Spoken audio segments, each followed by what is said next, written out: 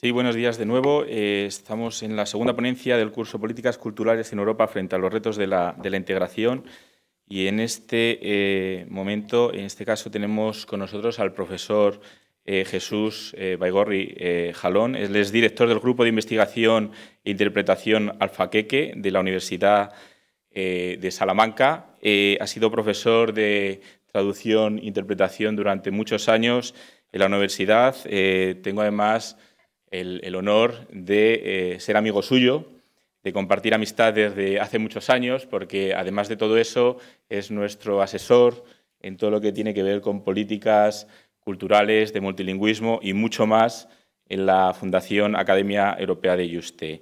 Hemos querido introducir su presentación al principio de estas jornadas porque él es además comisario de una exposición que tenéis en este pasillo de la Fundación y que podréis ver a continuación sobre los intérpretes en Nuremberg, una exposición que inauguramos al principio de los cursos de verano y que ya llega a su fin y que han visitado pues, toda la gente que ha pasado por aquí y que además que coincide que esta semana tiene especial sentido que os la presentemos porque coincide con el 70 aniversario del fin de los juicios de Nuremberg. Un pequeño ejemplo también de cómo a través de la cultura, a través de la fotografía, a través de un trabajo de investigación detrás, pues se pretende recordar, por una parte, el trabajo tan importante que hacen los intérpretes a la hora de permitir la comunicación y, en este caso, la justicia y la igualdad a la hora de juzgar lo que fueron los casos de Nuremberg, y, por otro lado, recordar esa parte importante de la historia y la memoria de Europa. Sin más dilación,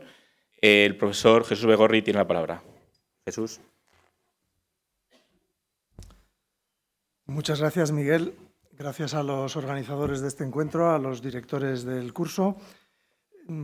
Considero que uno de los valores culturales de Europa es la puntualidad, por lo tanto, abreviaré. Si yo tenía originalmente media hora, pero como me quedan 10 minutos, pues haré mi intervención en un momento, porque lo que quiero es que vean ustedes la exposición, que es de lo que se trata. Yo vengo aquí solamente a presentar la exposición de Nuremberg, coincidiendo con el hecho de que el día 1 de octubre del año 1946, es decir, hace 70 años y unos días, se dictaron las sentencias condenatorias o absolutorias, que también las hubo, de los encausados nazis por crímenes de diversa consideración, algunos de los cuales se empezaron a tipificar entonces, y precisamente coincidiendo con ese 70º aniversario, quisimos organizar una exposición en la que se trajera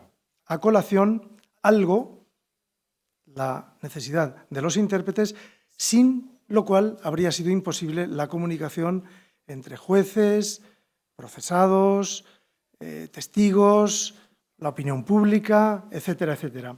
Cuando las potencias aliadas decidieron juzgar a los presuntos criminales de guerra, criminales de lesa humanidad, bueno, pues decidieron organizar un tribunal en el que participaban miembros de los Estados Unidos, del Reino Unido, de la Unión Soviética y de Francia.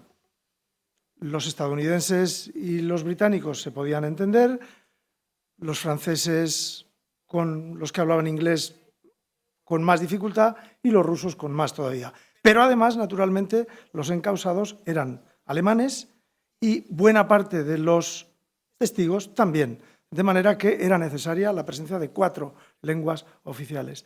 Teniendo en cuenta, como en algún momento ha dicho Umberto Eco, fallecido hace poco y miembro de la Academia Europea de Yuste, mientras vivió, la lengua de Europa es la traducción.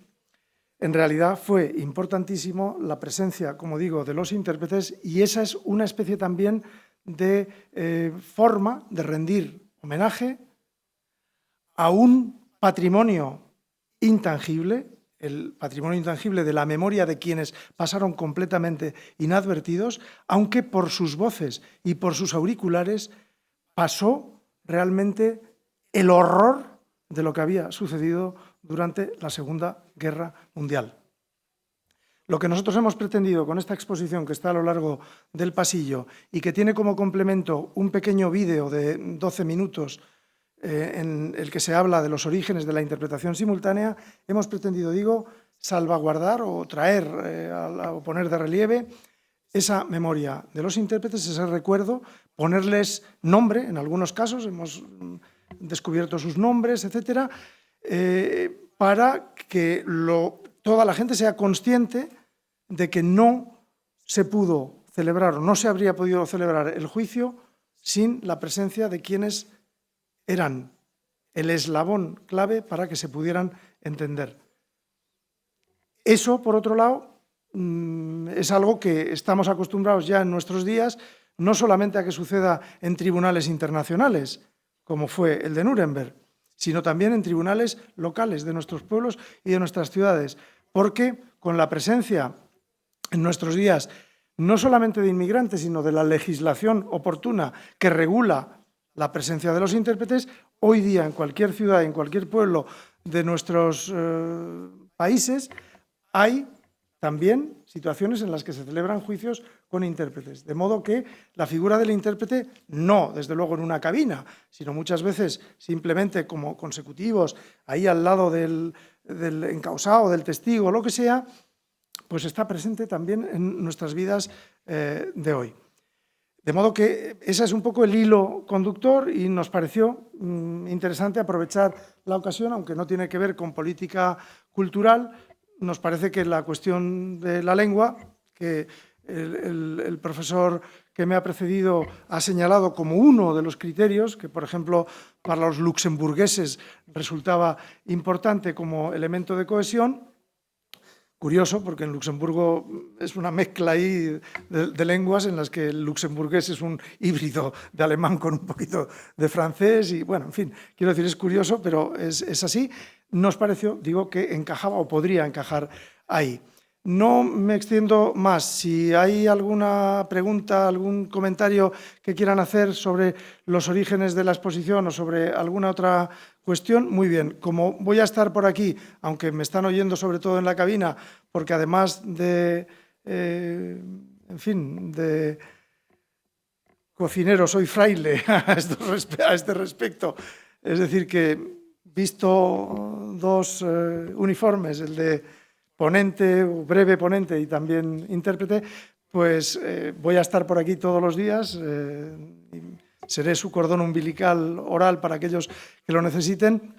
En cualquier caso, cualquier pregunta o cualquier ampliación, cualquier comentario, visita guiada si ustedes la desean o lo que sea, estoy más que dispuesto para hacerla.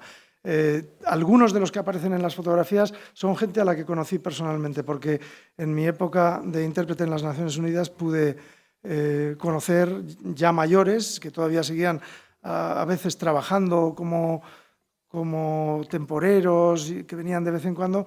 Pude conocer a varios de los que habían trabajado en Nuremberg y por lo tanto pude hablar con ellos de su experiencia y demás. De ahí también venía una motivación personal de cierto peso. Pues por mí, con esto concluyo. Disfruten de la exposición y de la pausa de café cuando el organizador la proclame. Gracias.